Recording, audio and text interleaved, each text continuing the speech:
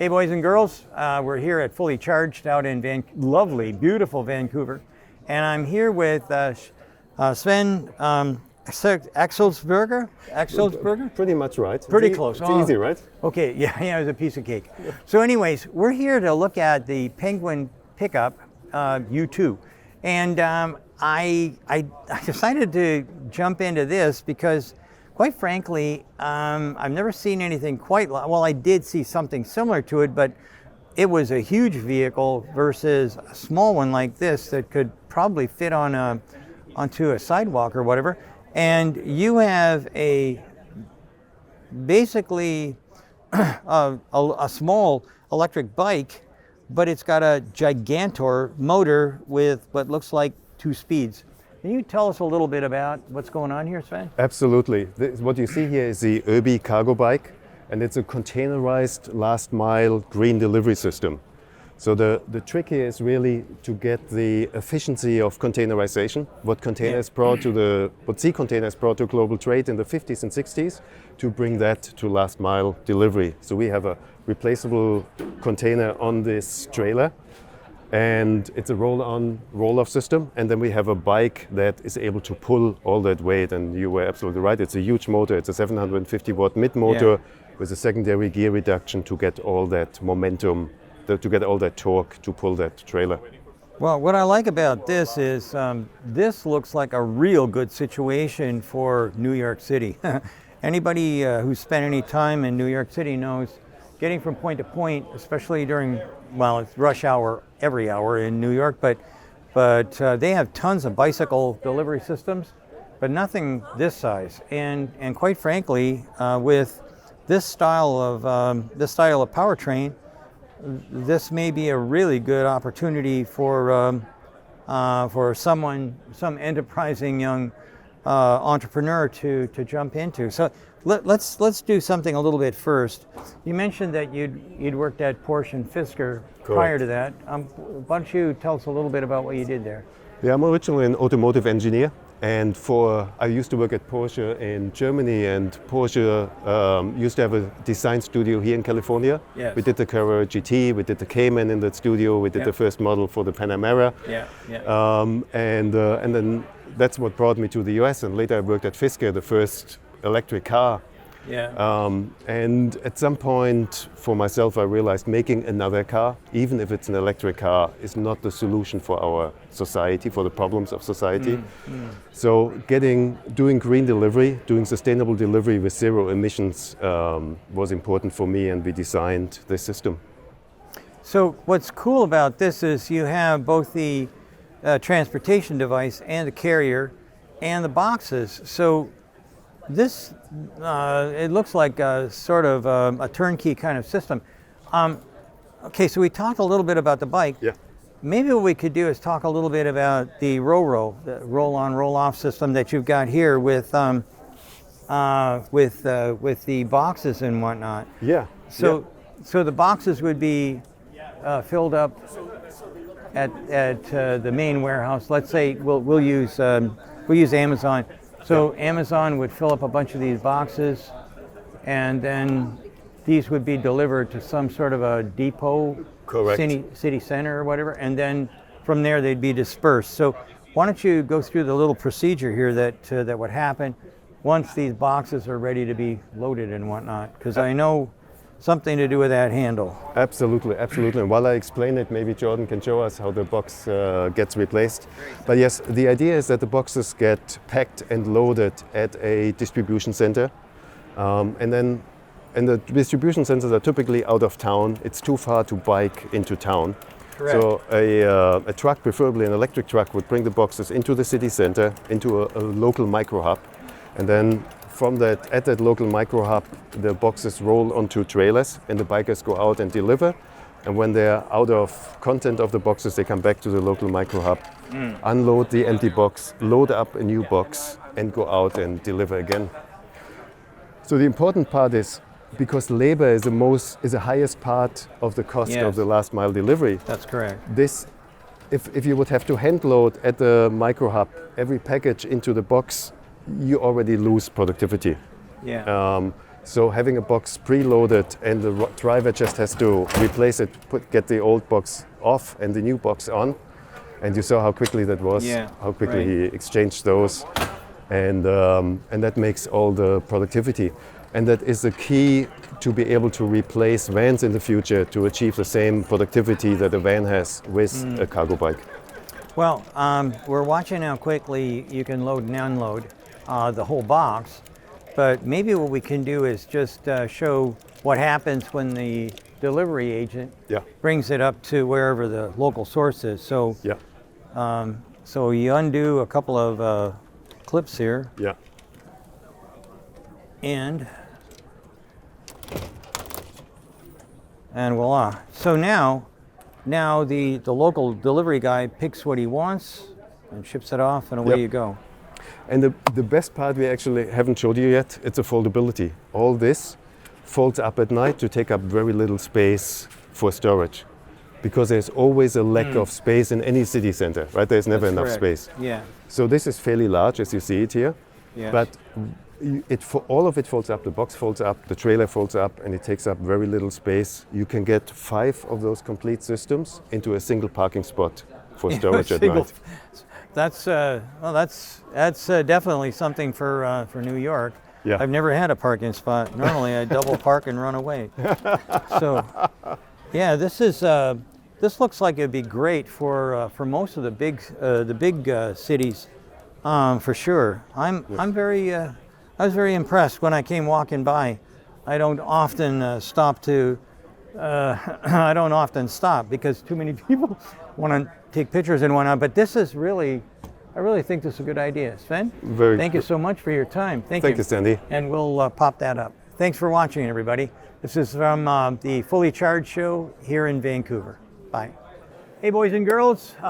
We're here again at the Fully Charged show in lovely Vancouver. And I'm here with Michael and Arun. Alun. Close to. Ellen, but okay, almost. But anyways, now what we're going to do is we're going to find out about something that I'm extremely interested about, and that is freewheeling. Now, I will tell you right now that I haven't seen anybody do real freewheeling, so I'm very interested in finding out what Michael and Alun are going to tell us about their new invention. Difference between innovation and invention is nobody has one of these things. That's an invention. Innovation means I took this, I made it better. That's an innovation.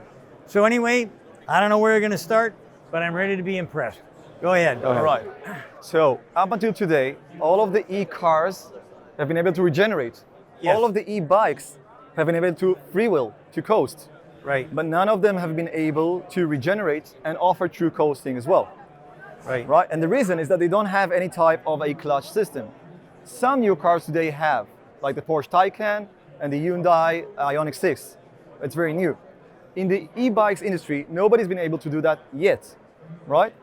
Now, we are the first ones who offer freewheeling and regen braking. Now, I'm going to start with what you said. Okay, let's see if this is really freewheeling, and that's this whole story to it. How good is this? That's freewheeling. Try it yourself. Well, I believe you, but I will. All right. How good is braking? Now, what happens is this. And here's the thing. Okay? Yeah. You're looking at the first system in history where the disc is not necessarily directly connected to the wheel. This is the braking system. Now let me get this clear. This is the brake lever. It's the same brake lever. The hydraulics are the same. You can use whatever systems you're using. There's no sensors here. No sensors. The hydraulics operate the calipers. It's the same caliper. And it's the same disc. However, it is not connected down in the end of the final drive. It's not stopping the wheel by actually stopping the rubber, right? Which is what happened until today. It is connected in between the motor and the wheel. And that way, when you apply the brake force, the actual force that you're using, not an algorithm controlled command, the actual force that you're applying is going through the disc via the motor to the wheel. So let's go in and you can maybe explain a little to me. I Right. see that you've got a planetary gear So, system. So exactly. what exactly we got going on here? All right. So normally, on this normal motors, all of the other motors, you can see that the disc brake is connected to the hub. That's what's usually happening. Also in a car's wheel, and also in all other systems. It could be whatever systems you're using. Now we are the first one who actually took the enclosure of the motor, disconnected it, and assembled it in two parts with a bearing in the middle. And you have this planetary gear system, and this is connected to the planet carrier. And that's a trick. That way, again, metaphorically, the disc is connected in between the motor and the wheel. And when you engage the brake lever, you do a couple of things. First off, you use it as a clutch. And the second So the thing is that the clutch power is actually where? goes. There's a planetary gear system. The ring is the wheel. The final drive is the ring. Yes. The sun inside is the motor. And the planet carriers are the gears. If you attach the disc to the planet carrier, if the planet carrier is free to move, then no torque goes from the sun to the ring. But if you lock the planet carrier, torque goes from the sun to the ring. So applying the brake on the disc is the clutch. That is the clutch. What happens is that the freewheeling, usually the way it works on in a an normal- e-bike, is that you have a ratchet mechanism here, Right. Yeah. right? So Yeah. when you drive, the sun spins and the freewheeling mechanism locks and prevents the carrier from spinning too. So all the torque goes to the ring gear. But when you coast, the ring gear turns and the freewheeling is free and no torque goes back to the sun. But when you coast, if you engage the brake, you re-engage the motor. And that's what we do here. We re-engage the motor when you press the brake. So we have a freewheeling system, 100% freewheeling. We didn't change anything in the way that it freewheels. We have a 100% region braking system. And the nice thing is we have what we call true feel. So again, unlike, for example, e-cars, where you press the pedal and you get like the sensor is sensing how much did you press the pedal and it's trying to react and trying give to you map an a amount position of sensor power. to Not torque. what's happening here. It is not what is happening here. Here, when you press the brake lever, this You've is got the a mechanical actual force. action. Exactly. Yeah, That's the actual real force. torque. The real torque you apply here That is delivered to the mirrored wheel. to the motor. Yeah. And we are now partnering with Green Technologies. Yeah, And this is Justin, Justin would you here. like to? Add a few words. Yeah. Go ahead. I mean, I could give a little bit of context. And so traditionally speaking, on a bicycle, people are very concerned about the perception that there's no drag caused by the electric system when you're just pedaling the bike. And on a normal motor vehicle, that's not really an issue, but on a bike, you just want to pedal and coast and have it be as streamlined and free-flowing as usual. And generally, that's been achieved in these geared motors by having the overrunning clutch on the planet carrier, so that when you power the motor, the clutch is locked. It's, torque goes this way, it Right, locks yeah. it, and then it goes to the gearing. And when you're not using the motor, then the overrunning clutch can just spin. The planet gears rotate, and the motor itself doesn't rotate. And that way, the bicycle coasts. But that intrinsically means you can never put a braking torque in the system because you have a one-way clutch. If you put a torque to regen brake, the motor would just spin backwards. It wouldn't actually transfer that torque to the wheel. Right. So like that $1,000 question that keeps coming up is, well, is there not some way of putting a clutch inside here so that I can freewheel when I want to freewheel, and then when I want regen, I lock that planet carrier, and now the motor's turning and I can apply a backwards torque. And there's lots of ways in theory of building a clutch, whether you have, electromechanical actuators, fluidics, but when you actually try to implement something, it just gets cumbersome and complex, slightly, yeah. nothing's elegant, and as a result, it's never seen as being worth it. And the brilliance here is that clutch mechanism that becomes this complex add-on is using an existing piece of hardware that's on the bike, the disc brake. And in order to make a clutch work, you have to lock that planet carrier from rotating. So the disc brake here, by the existing disc brake locks it from outside, and by having this coupled to the motor through a separate set of ball bearings, it then pins that planet carrier. So now the hub is directly linked to the wheel in bidirectional torque, whichever way the torque is being applied. And you see this here on And- a hub motor, Yeah. but the same approach is something that we're working on for mid-drive e-bike motor, and also this is extremely relevant for e-motorcycles and electric cars. The connection to the electric cars is the feel. You can apply, you will have a fully freewheeling coasting car with zero drag, which everyone is looking for, but the brake is still the same. You apply the brake, a normal hydraulic brake, to the disc of the gearing system, and it'll brake regeneratively. Yeah. Exactly the amount you apply the torque. It's a totally transparent And zero delay, by the buffer way. between your mechanical and electric power. And there's another very incredibly innovative idea that they have implemented here that they haven't really discussed yet, which is that if we turn the cranks and apply the brake, what you'll see is that the disc rotor is not stopping. It's still spinning really slowly, right? And so this is programmed now so that as you squeeze the brakes, the disc is going to rotate at about 10% of the speed of the wheel itself. And what that means is that the energy that we're doing, the stopping energy, 10% is being absorbed mechanically by the brakes, 90% is being done electronically through regenerative braking. So you've increased the life of those brake pads by a factor of 10, but by allowing the disc to slip slowly, as you squeeze harder, the disc would normally want to stop. So then what the electronic controls does is it increases the braking force, the regen braking force, to keep the disc always slightly sliding. And that's how it's able to track how hard you squeeze and transfer that into a corresponding electrical regen braking without any kind of force sensor. It simply allows that small amount of slippage and keeps increasing or decreasing the regen brake force so that the disc is just slightly slipping. And that, as far as a control solution that just very elegantly and cleanly gives you that modulation without adding any extra sensors is one of the groundbreaking ideas that this team had. And it allows, from our perspective, so we're a business that does retrofit installations. In this case, somebody has an existing bike, they've got existing hydraulic brakes, and they're trying to put a hub motor drive on their bike. They don't have to add any sensors, they don't have to change anything about their brake control. It's able to just replace the normal wheel with the motorized wheel, and it's able to pick up and track your braking force with the existing hardware. And all of that electronic controls is happening inside the motor.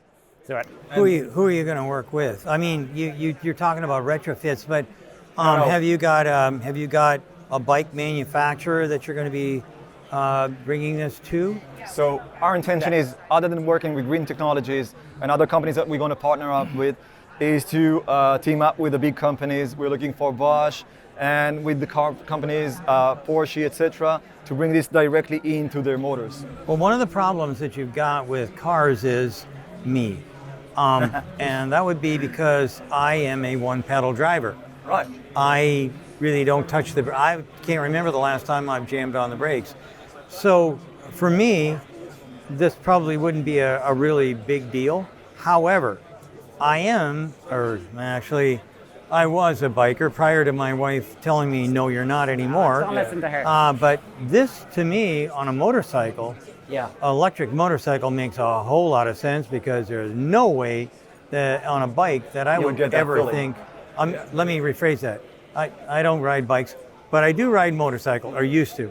And this, to me, if I was you, I would be talking to Harley. Well, what do you call them? Spark now, and actually the guys right over here.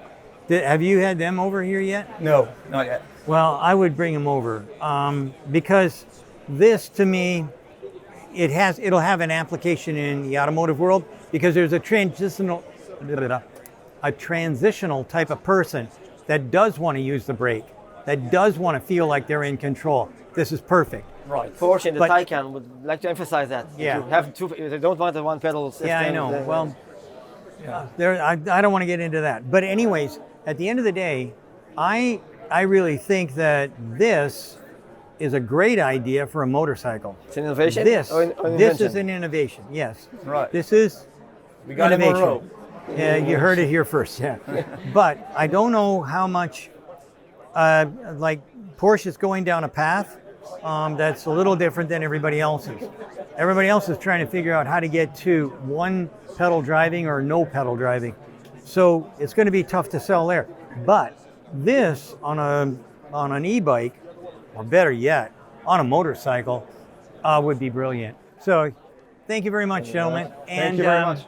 We'll put all the information in case you want to send some money to these folks. And like I say, from the little bit I know, I'm impressed. So I don't know what else to say, except that I really think that you've got it on a bicycle and electric bike, and it works. Yeah. But I really think that this is a motor innovation. I don't know. We'll hook you up. We'll tell you who to talk to in the motorcycle industry. Right. And like I say, I even though my wife doesn't think I am, I'm still a biker, and I really like this idea on a motorcycle. Right. I really think this would make a huge difference in the riding experience for a motorcycle. I really do. Thank you for Anyway, the time. Thank you. Thank you and for Thank you very the much. opportunity. Thank you. Thank you. So here we are again in Vancouver, looking at innovation, and I'm just really impressed. Very good. Cool. Thanks for watching. We'll keep tuned.